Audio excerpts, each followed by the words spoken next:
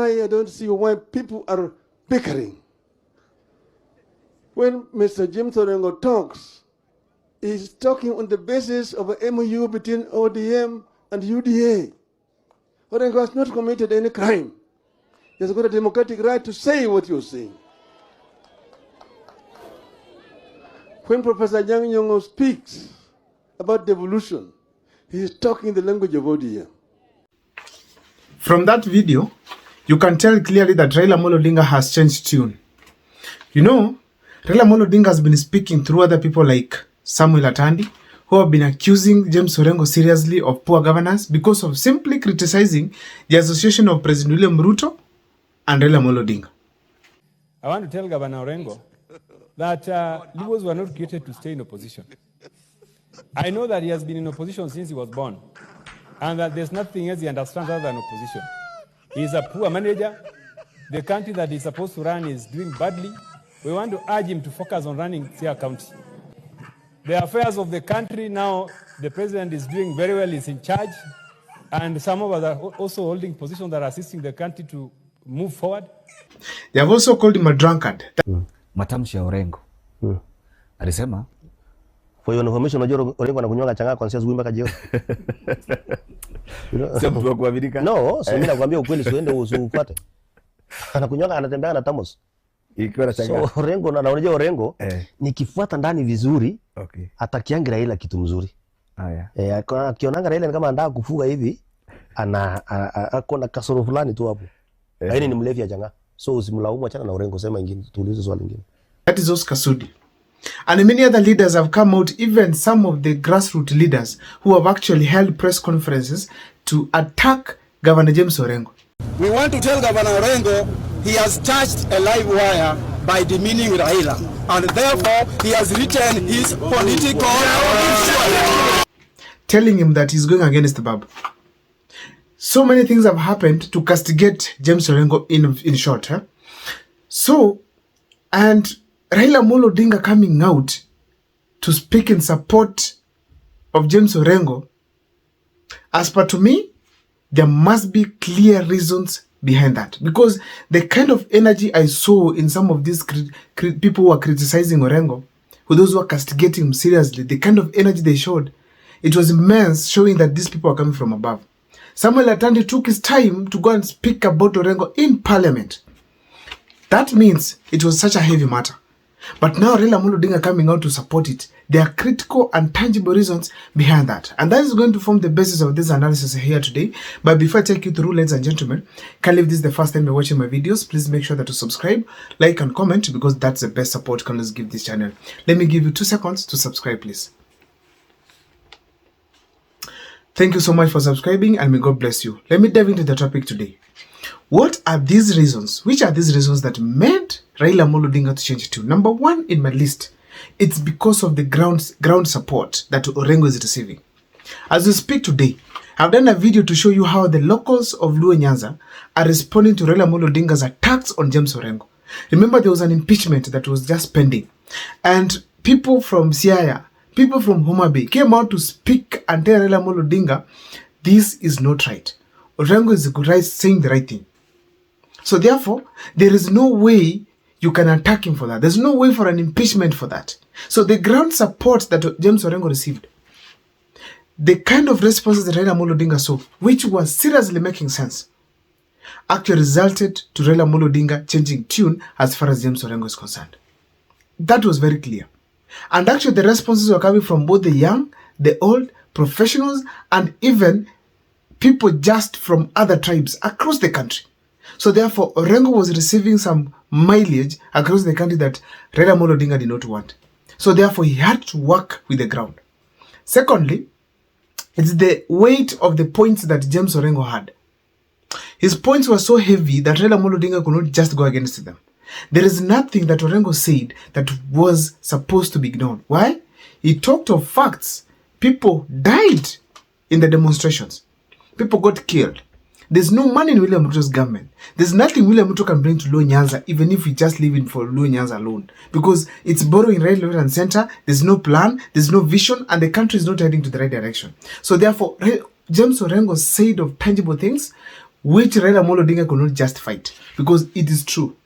They were all truthful. James Orengo also reminded Raila Amolo Odinga that you say we are not going to have a handshake. Then what is this? So the fact is, James Orengo's points were so heavy for Raila Amolo Odinga to counter. Another thing I want to say here, James Orengo was being elevated nationally. In fact, he was almost becoming a presidential candidate by default. Because whatever he was talking about, it was the voice of Kenyans. Because it's not just Luos that have been killed. It's not just Nyanza's experienced William Ruto's brutality. It has been across the country. And James Orengo was speaking the language that a person in Luo in Western region would like to hear. A person in the coast region would like to hear. A person in Ukambani would like to hear. And on the comment section, people were like, Orengo is a statesman. And Raila Amolo Odinga was fading very quickly from the positive talks of Kenyans. So therefore, James Orengo was gaining the mileage that Raila Amolo Odinga did not want, especially in the national platform. So he had to abide to make sure that Orengo does not get the more mileage that he had already received, more than what he had already received. So he had to come and simply cool the temperatures. If Raila Amolo Odinga could have decided to literally also attack Orengo, then that could have been very clear that Orengo is going to get more mileage and to be listened to and to be loved by Kenyans than Raila Amolo Odinga. In fact, people ignore Raila Amolo Odinga as a statesman seriously. Another reason I have here is the division of the Luo votes. The pact between Raila Amolo Odinga and William Ruto is that they so consolidate the Luo votes, and then come 2027, they take them to William Ruto, simply to try and replace what Mount Kenya had given William Ruto back in 2022. So in 2027, Raila Amolo Odinga must deliver almost 100% of the Luo votes. But now, if Orengo emerges, and Raila Amolo Odinga, one thing he knows that is Orengo's history, that Orengo, first of all, he knows how to maneuver in the Kenyan politics. He's a strong politician because they have been together for almost the same time now. So therefore, if could have made a mistake, Orengo could have easily brought him down because he's a strong politician. So in a scenario where Raila Amolo Odinga is rising, is already there, and then Orengo rises, that means very well that Raila Amolo Odinga is going to get some serious opposition in Luo Nyanza, and the votes are going to be divided, and that means William Ruto is going to gain as part of the agreement with Raila Amolo Odinga. So therefore, Raila Amolo Odinga right now could have been seen as irrelevant in William Ruto's government because already the territory that he's sure of is leaving him. So he could not make a mistake to allow James Orengo rise above him. That is one of the reasons. Another thing is this. The other thing is that when you look at what is happening, when people are talking positive of James Orengo, the reputation of Raila Amolo Odinga is going down immensely. That means Raila Amolo Odinga now was turning out not to be a statesman, but just being forgotten and buried seriously in the Kenyan politics. Why? What Raila Amolo Odinga has been championing all along, it is these things that Orengo is talking about. Raila Amolo Odinga is the only thing he has been doing that is unique, tricking Kenyans. But when it comes to what he has been saying, it is what exactly Orengo was saying, or even Orengo was saying it in a better way.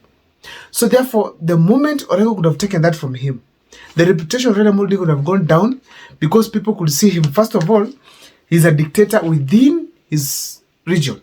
He does not want any other positive voice to rise, any other promising leader to come up, because people link to Babu Wino being brought down by ODM people and even some low people, and now bring it to, again, to James Orengo. So as a result, Raila Amolo Odinga will be seen as a dictator. Apart from that, ODM has been championing for some things in this country that we have been loving for quite some time now, because maybe they have not been in government. So now while they were there, it could have been seen like their reputation is completely ruined, and ODM come 2027 to lose more than it has lost right now.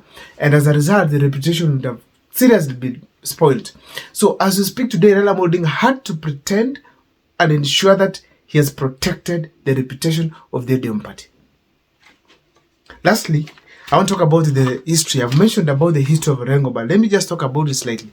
Raila Amolo Odinga knows that Orengo is a strong man politically.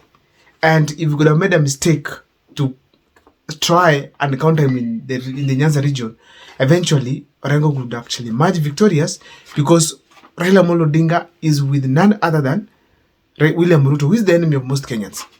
Also, apart from that, Orengo could have set the pace for many other leaders to see, like, you must not worship Raila Amolo Odinga.